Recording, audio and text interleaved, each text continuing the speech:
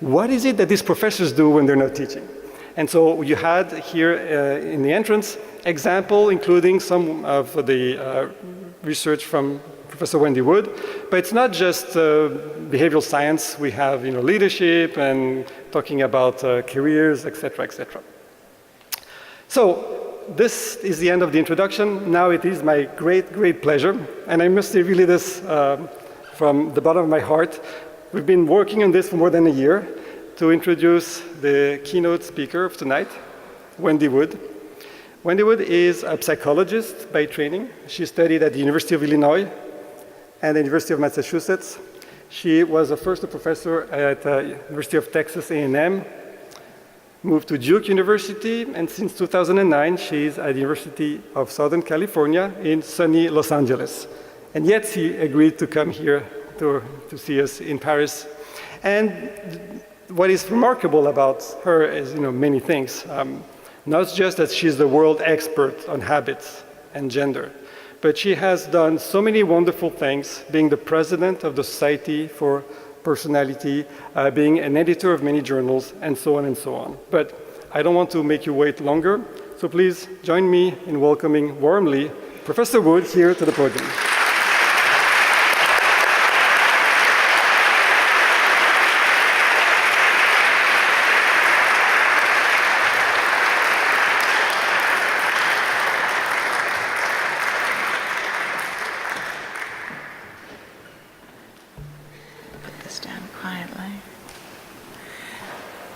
It's a real honor to be here tonight and to be able to welcome all of you to this amazing room and to be recognized for this extremely important position that's linking two renowned universities and providing a means for new, novel, interdisciplinary research. It's a great opportunity for me. I get to hang out with world-class scholars for the next 7 months and amazing students at both the Sorbonne and the INSEAD. I get to eat cheese. I get to drink some wine. And less positive perhaps for you guys, je peux pratiquer mon français terrible.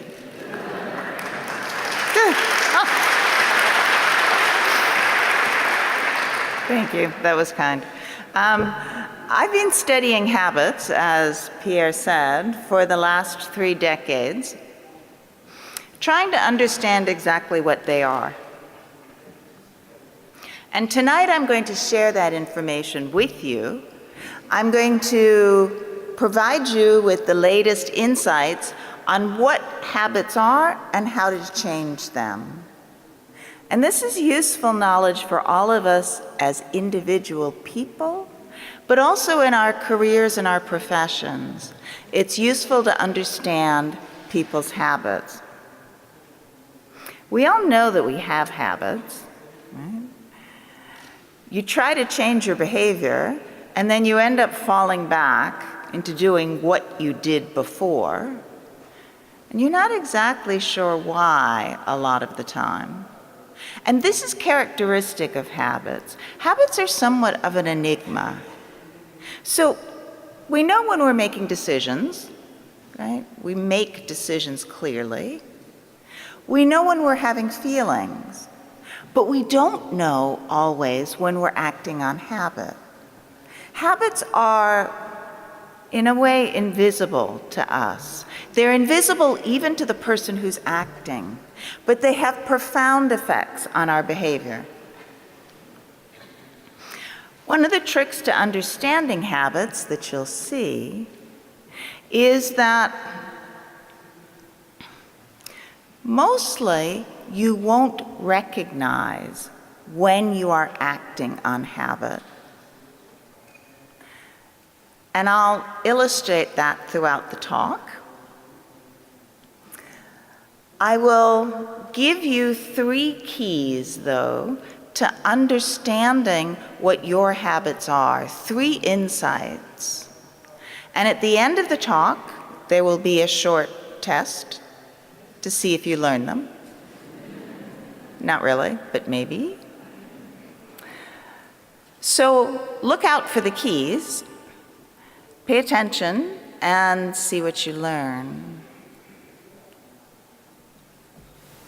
So you may have had the experience, you can type on a keyboard fluidly without even thinking about what you're doing.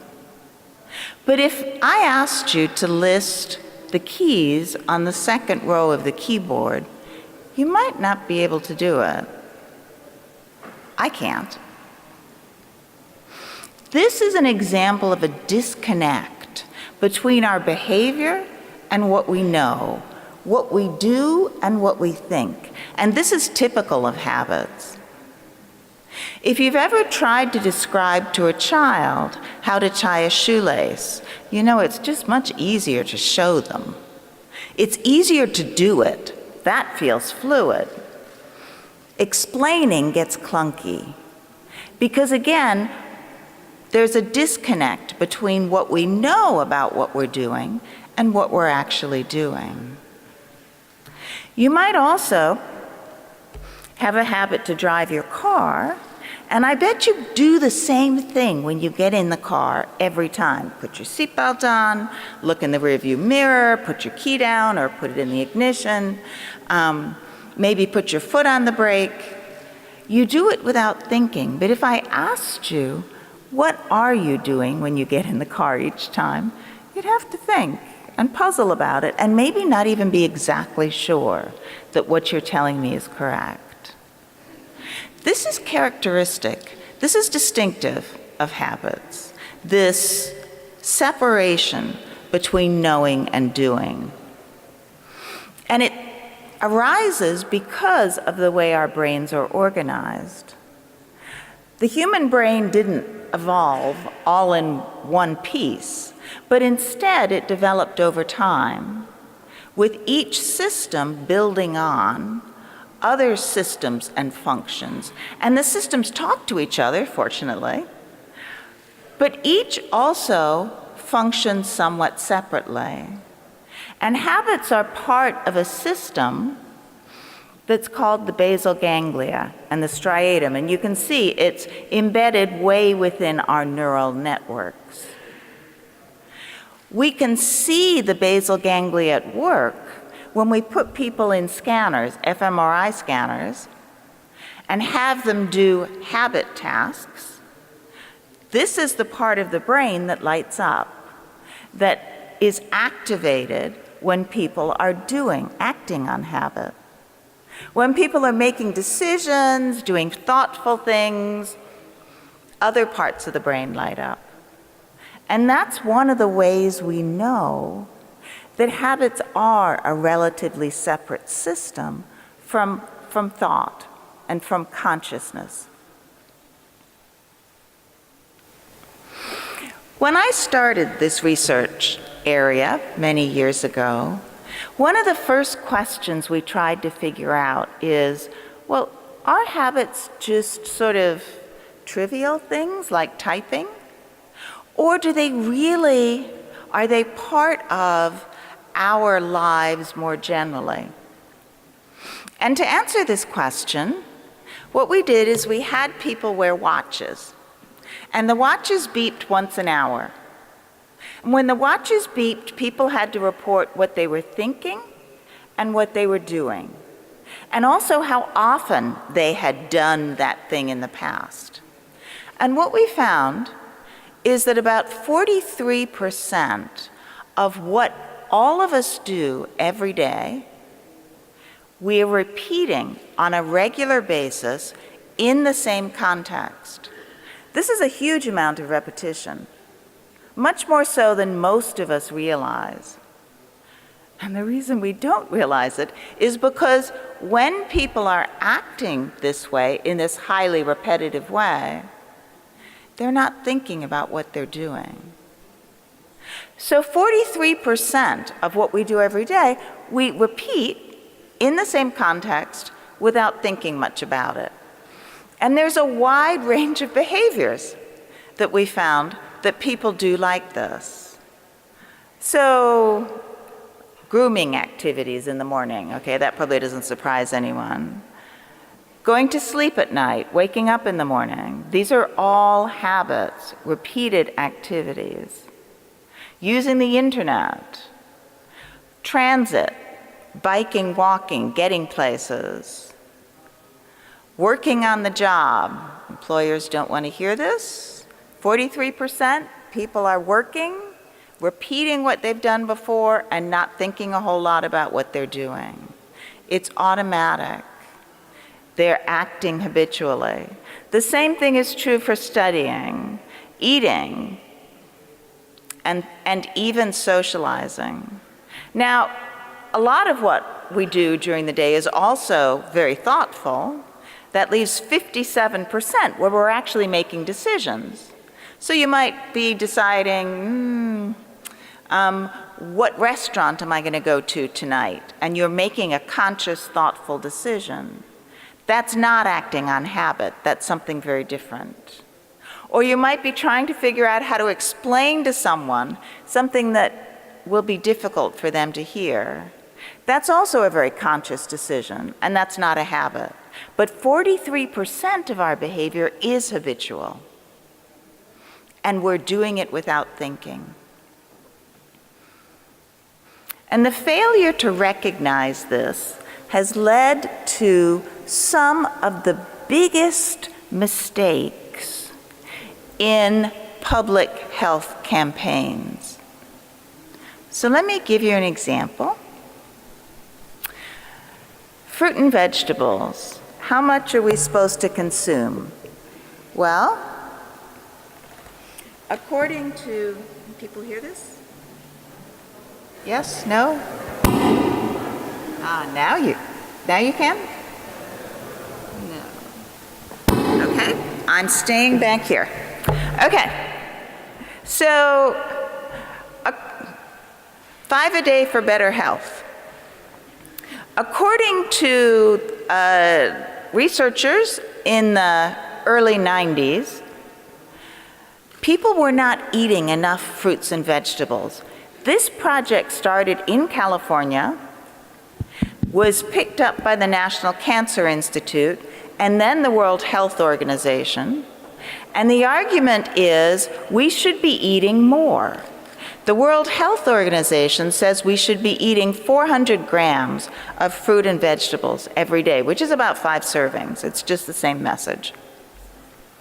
And when this program started in the US in the 1990s, it consisted of ads, lots of media advertising, stickers on fruits and vegetables. Does this work? Yes, okay. And supermarket programs. And it was tremendously successful in one way. It changed what we know we should do. So when the program started, only 8% of the US population knew that they should eat 5 servings of fruits and vegetables every day. That's hard to believe, really, given how much advertising we've had on this since then, but only 8%. 4 years later, after the program had been in place for 4 years, over a third of people understood. And that's amazingly successful for any program, right? Change people's beliefs? Sounds like a model program. Except it was really designed to change people's behavior. And only 11% of people in the US were eating 5 servings of fruits and vegetables at the beginning of the program. And then about 10 years later, 11%.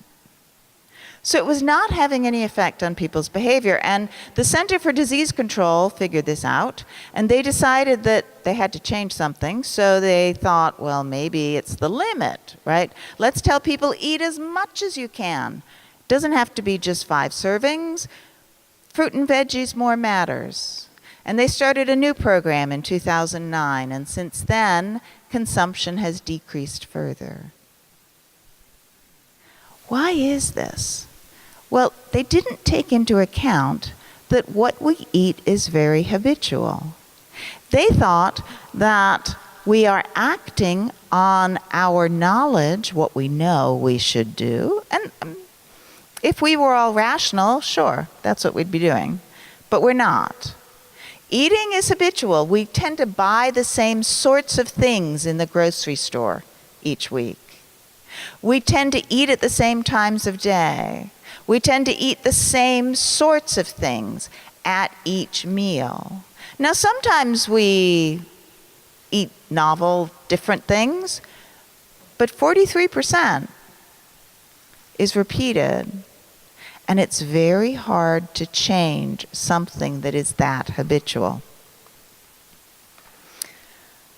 So how do we start forming habits? What happens?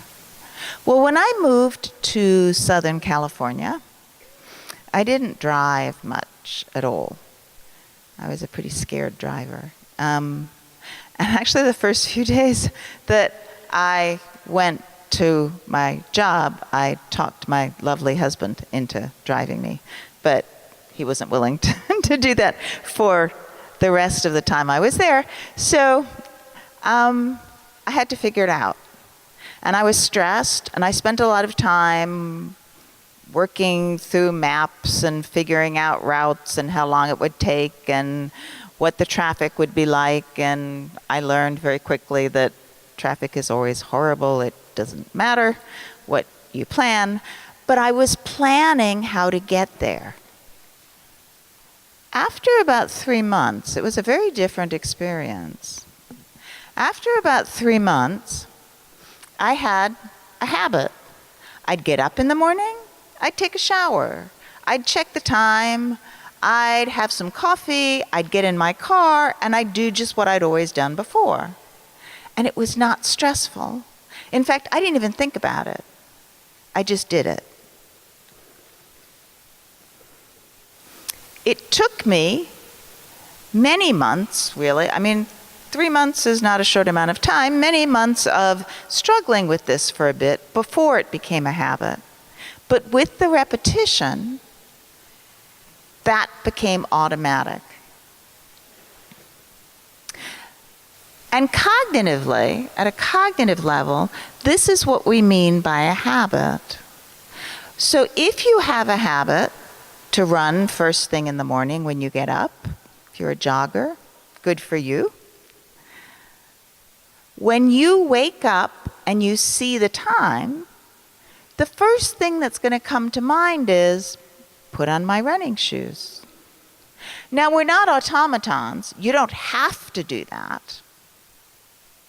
You can always decide, no, today I'm going to do something different. But most of the time, it's easier to just do whatever is in mind. We know what's going to happen then. It's easy. We know how to do it. Most of us are pretty simple and just carry out what's in mind. This is true, we have found, for effortful behaviors like running. It's also true for other behaviors like riding a bike. If you have a habit to use your bike as transit, then you will get up and you'll get on your bike and you won't spend a lot of time fussing, well, what's the weather going to be like today?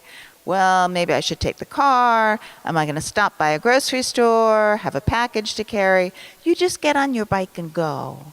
And that's the nature of habit, is we tend to just repeat what we've done in the past. And there's a logic to this. We have habits because they work for us, right? It's like that old adage, if you keep doing what you're doing, you'll keep getting what you're getting, but in a good way. Because if you keep performing the same behavior in a particular context, you'll get the same reward.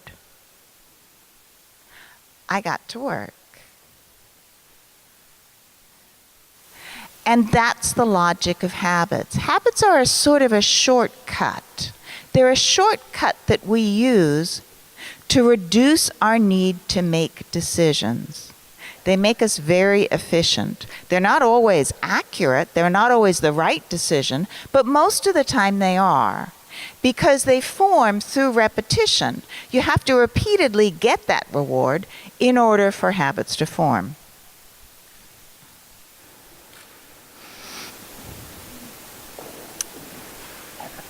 So how can you use rewards to actually get people to repeat behavior? There's a wonderful experiment that was done to encourage people not to take the escalator, but to use the stairs in the metro. And I thought you would be interested in seeing how rewards work.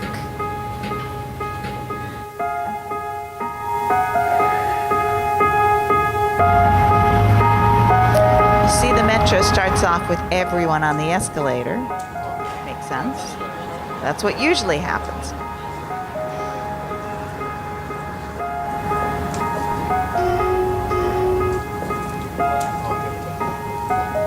But they altered the stairs.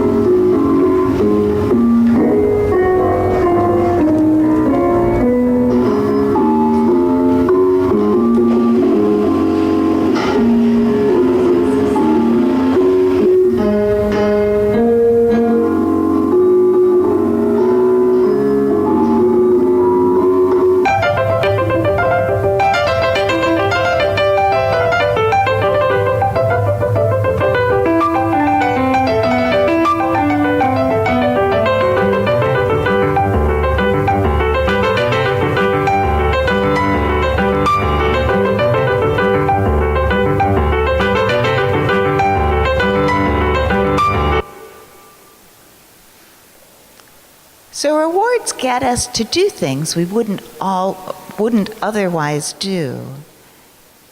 But they do something else that's really useful for habit formation. Oops, and I'm going to tell you about that in a minute.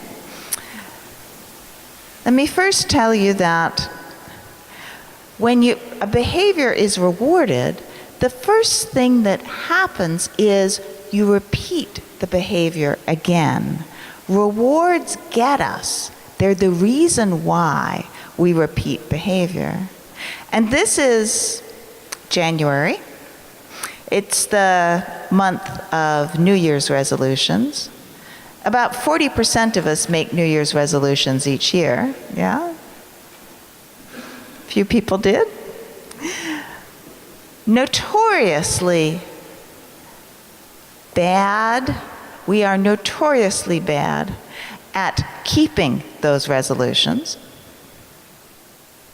We make New Year's resolutions for things that are very difficult, that we're not finding easy to change our behavior. So the number one New Year's resolution is health, right? Number one New Year's resolution is health, diet. I'm going to get a healthier diet. I'm going to start exercising, get fit. The second most popular is finances. Particularly after the holidays, I'm going to stop spending so much and start saving more. Well, a study asked participants to take their New Year's resolutions and to rate how useful they are, useful and life-changing. And they also rated how fun New Year's resolutions would be, if New Year's resolutions can be fun, how fun and rewarding they would be. And participants predicted, as you'd expect, that the resolutions that were life-changing are the ones that they would stick with. Right? So the things that really matter are the things that we expect we will stick with. will persist. But when contacted 3 months later, it was the ones that were fun, that people were still doing. So how do you make dieting and exercise fun? Well, these people were doing things like buying very small portions of wonderful food and savoring it, which is some of Pierre's research. They were also listening to trashy novels or other things while they were working out that they would never normally let themselves listen to. Or to save money, they might decide to cook at home with a friend and make it fun instead of going out for fancy meals. Or find some trendy thrift shop in order to buy new clothes that weren't so expensive. All of these are more fun, and we stick with what is fun. We form habits around behavior that is rewarding. The reason has to do with our brains again, and the way our brains respond to rewards. So when you get a reward, especially a reward that's bigger than what you normally get, your brain responds with a neurotransmitter called dopamine. And what dopamine does is it connects what is in memory at that time. It works for only about a minute, and that's important to remember, that the dopamine from a reward works for a minute to tie together contexts and responses. And as you repeat over and over again a response in a given context and get a reward, you're forming tighter and tighter connections in your mind between that context and that response.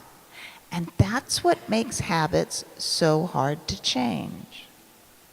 Is rewards, getting a past reward, has tied together these ideas in your head so that when you perceive a particular context, the response automatically jumps to mind. That's how we form good habits. But it's also how we form bad habits. Because some of the things that are rewarding to us are not particularly healthy or good for us. And so bad habits can form in just the same way.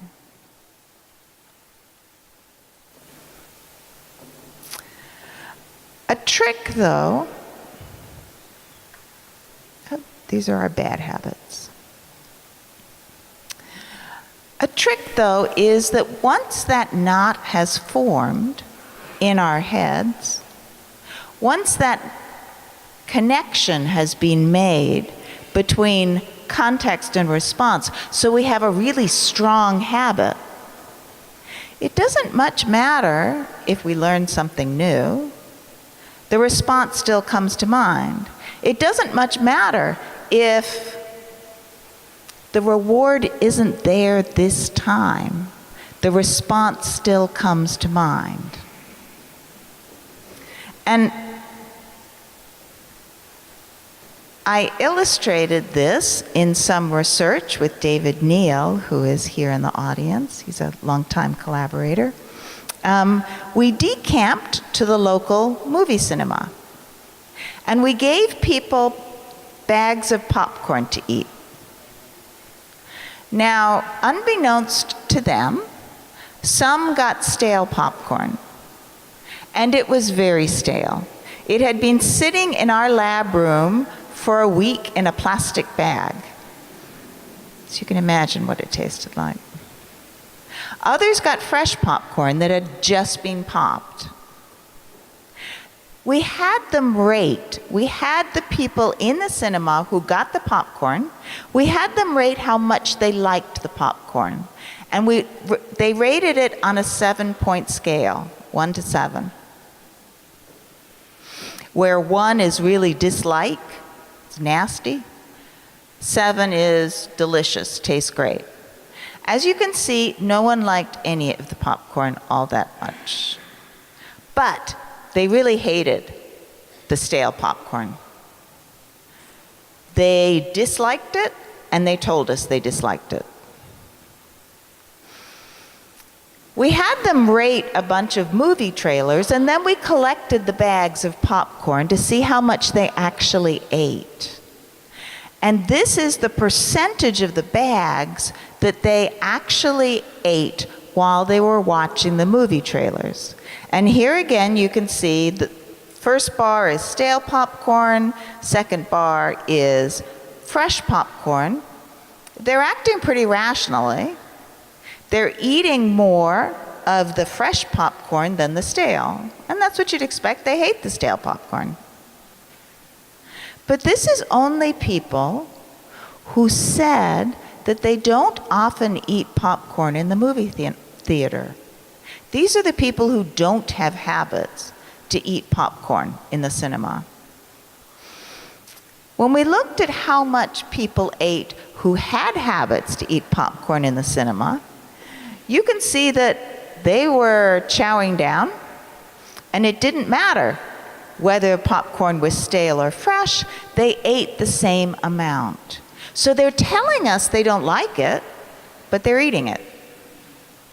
Because they're in the movie cinema, they have a habit, it's being cued, it's coming to mind, right, automatically, and it's just easier to act on the habit in mind.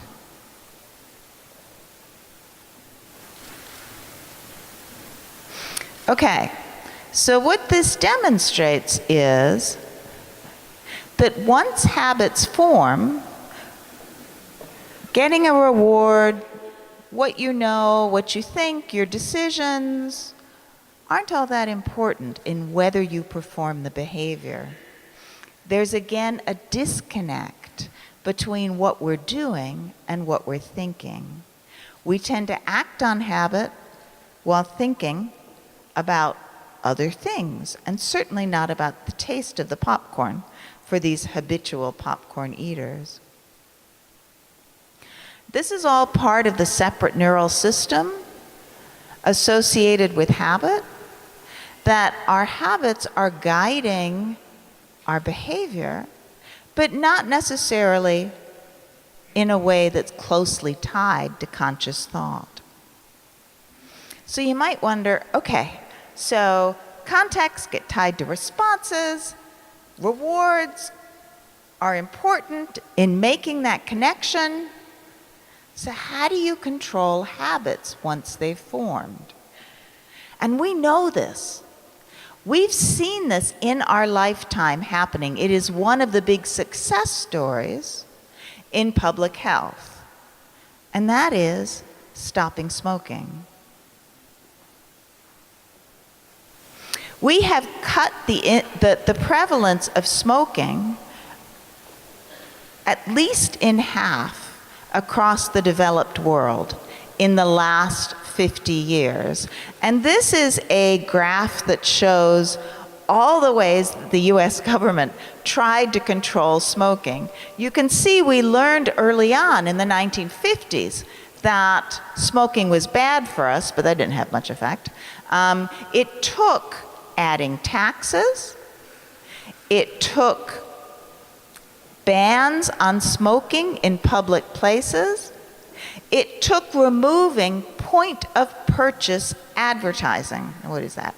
That is, you walk into a store and there are big signs saying buy cigarettes. You have to remember what brand you smoke. You have to ask someone for a package of cigarettes. There's not ads cueing you, reminding you that that was one of the things you were going to buy. And all of these add friction to smoking. They change the context so that it's more difficult to smoke. And they controlled smoking in our lifetime, which is pretty cool. So we do know how to control habits. That's controlling the environment. That's adding friction. And friction in physics means a force that opposes motion, that stops motion. We all learned this in our science classes in grade school. Kurt Lewin was a famous psychologist who believed that human behavior could be described by physical forces. And in order to change behavior, you either have to change the forces that are driving you forward, or you have to change the ones that are restraining you. And tobacco control is a great example of changing external restraining forces, increasing them, so that smokers had a difficult time smoking. They couldn't afford it anymore. They had to go outside in order to smoke. They didn't remember to purchase cigarettes when they were at the store. All of those things got in the way of people smoking. But maybe this is a one-off thing, you might think. How general is this friction idea? Well, there's some evidence that it works also in exercise, in getting us to the gym.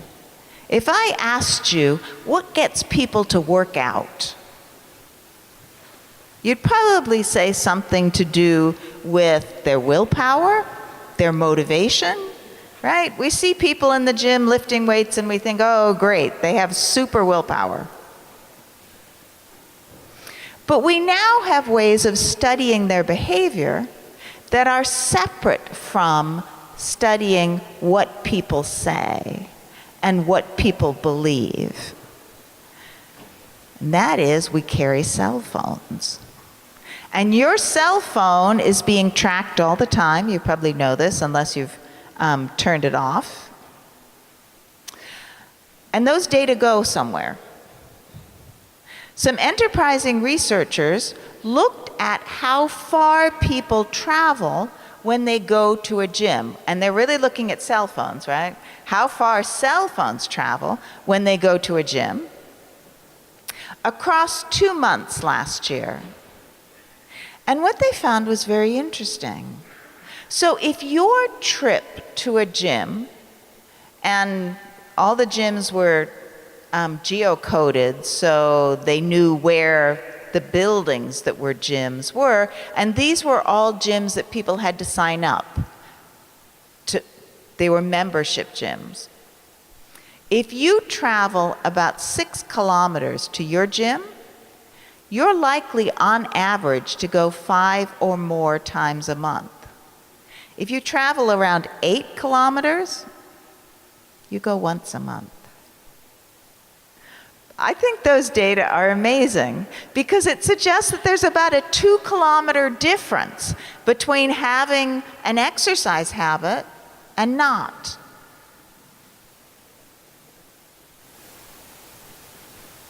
That's friction. If it's harder to get to your gym, you're just less likely to go.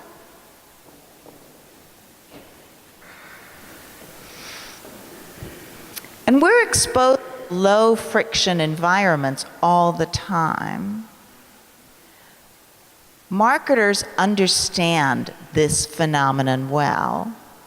Would you like fries with that is probably the biggest friction reducer around, at least at fast food restaurants. But Netflix has also figured out how to reduce friction.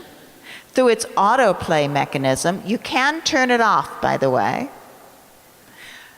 But it encourages you to keep watching and to form a habit to keep watching for long periods because you don't have to make any decisions. You just turn it on and it just keeps going. Another way in which marketers have reduced friction, at least in the US, is to increase the size of food portions. So the size of hamburgers in the US since the 1950s has tripled 3 times. So you used to have to order a hamburger, eat it. If you wanted another one, get up and get it, eat it. If you wanted another one, get up again and eat it. Now you just buy once. And it's no wonder that this has had a tremendous impact on people's BMI, their weight in the US. So, when I started this talk, if I had asked you, what do people have to do to form a habit? I'm guessing you would have said something about willpower. And if I'd asked you about changing a habit, I bet you would have said something about willpower too. And in a funny way, you're right, although not in the way you think. Because research has shown in the past couple of years that people who have really good willpower understand environmental friction. They form good habits. So these are the students who study at the library, not in their dorm room where there's lots of craziness going on. These are people who go and eat at a salad bar instead of thinking that they can go to a fast food restaurant and just order salad. These are people who figure out they can't go to a birthday party hungry because they'll eat all of the dessert. They choose situations that are helpful to them in meeting their goals. And they are then able to act on their goals without stress, without actually exerting willpower. They automate beneficial behaviors into habit. And that's what we've learned about people who have good self-control, is they understand automaticity. But now so do you guys, right? I told you there'd be a quiz. So what are the 3 important components of forming a habit? Anyone? Repetition, yay, okay. Sorry? Running? Fun, a reward. You have to like what you're doing, exactly, so that you get that dopamine response. And so you keep repeating the behavior. Yes. And the third one? Sorry? Trigger, a cue, and it has to be something that makes the behavior easy. So there's not much friction there. The cue has to be something that makes it easy for you to repeat the behavior. Okay, you're all habit experts. How about changing a habit?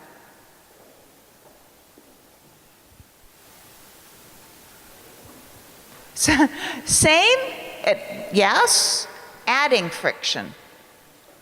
Adding friction is what changes a habit.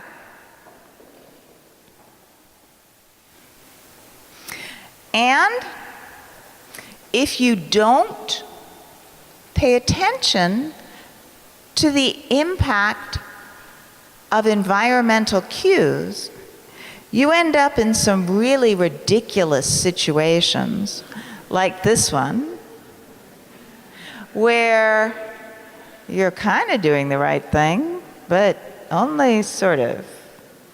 Okay, that's it. Thank you so much for being a great audience.